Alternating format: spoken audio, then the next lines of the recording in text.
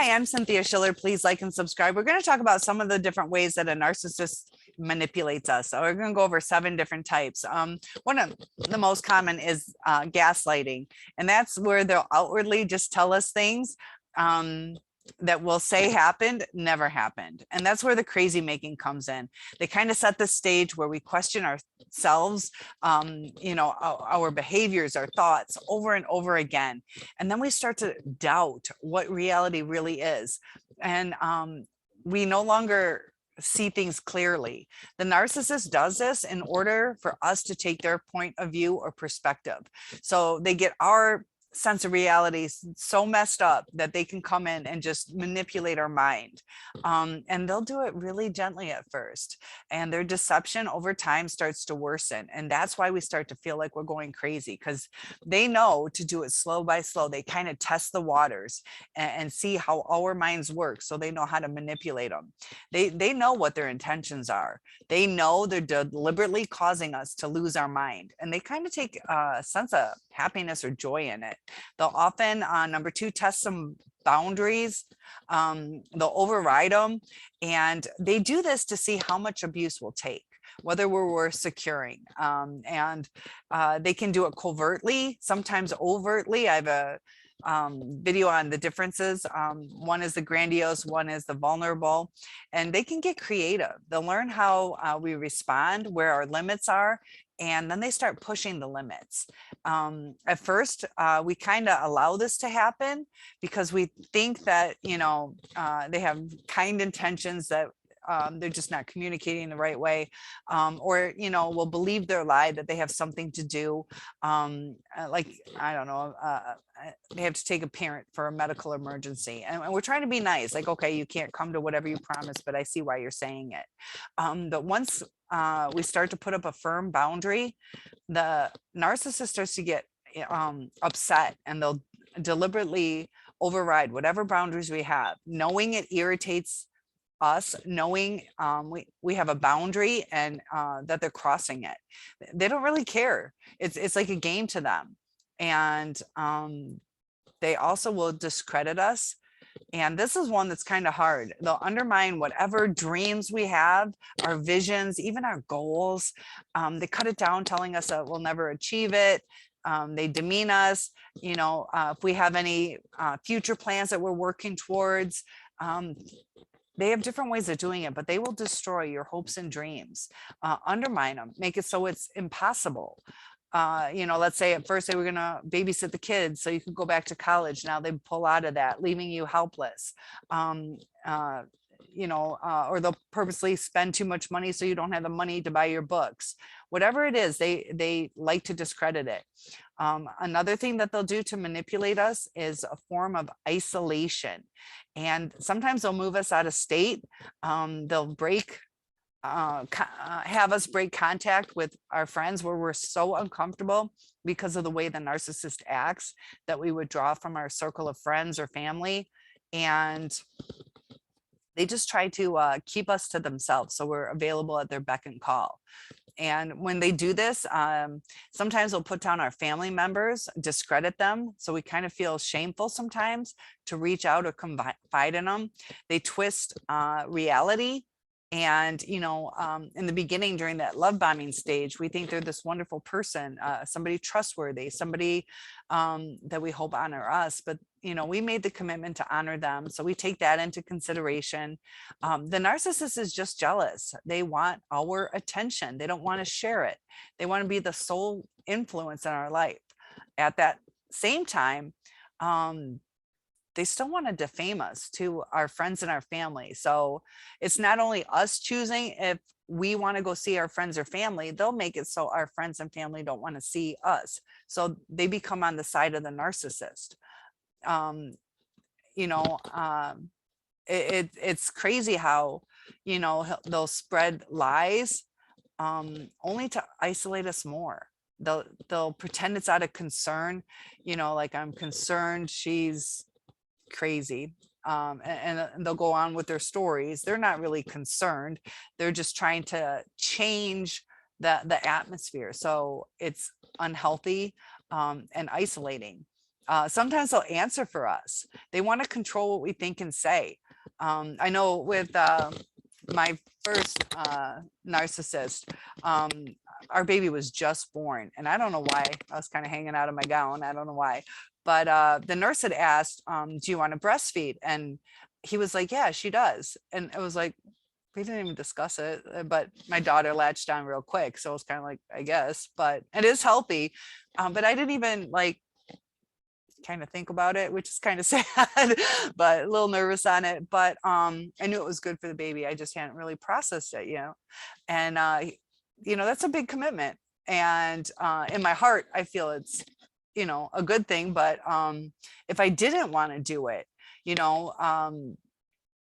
didn't let me answer. It wasn't even a discussion. Like, I think it would be better because of the colostrum and, how it fights off infection. But they just want to control the situation. They want whatever they want. And they love to shut us down. If I had argued on that, it would not have gone that a good way. It would have ended up most likely in his way. But they'll listen to find our weak spots, and they do that to manipulate us, and they want to hear what our pains are. They'll shame whatever stories we have just to use them against us later. So whatever you say to a narcissist, be very, very cautious. And I had done a video where I say, be careful on explaining why. Because when you tell them why, whether why you're feeling something a certain way or why you want something, that's their tool. You just gave them a tool. You can be direct with them, but as soon as you explain it, that's what they need to pull from. If you're like, it makes me uncomfortable when you yell at me because it reminds me of my father. Okay, some story like that. So now they know father. I can use father against her. So be really careful on explaining the why. Just keep it at you make me feel uncomfortable. It just does. Keep it succinct. Otherwise, you're just giving them more and more tools. And, often they'll want us to come back to them. They'll hoover again. And it's so weird how they're so easy to discard us, but then they either hoover or are open to a reverse hoover, but only after they see us suffer. And they'll play those mind games. They'll deliberately put us in those circular conversations where there's no resolution. And they kind of know that they're messing with our head, and it's a fun game to them. They'll use these conversations to control the situation to where they don't have to take accountability. And it's very traumatic. We can spend days thinking over every little thing, like what exactly did they mean by that? And the way they orchestrate that confusion still blows my mind. I don't know how they do it. They just do it like off the cuff.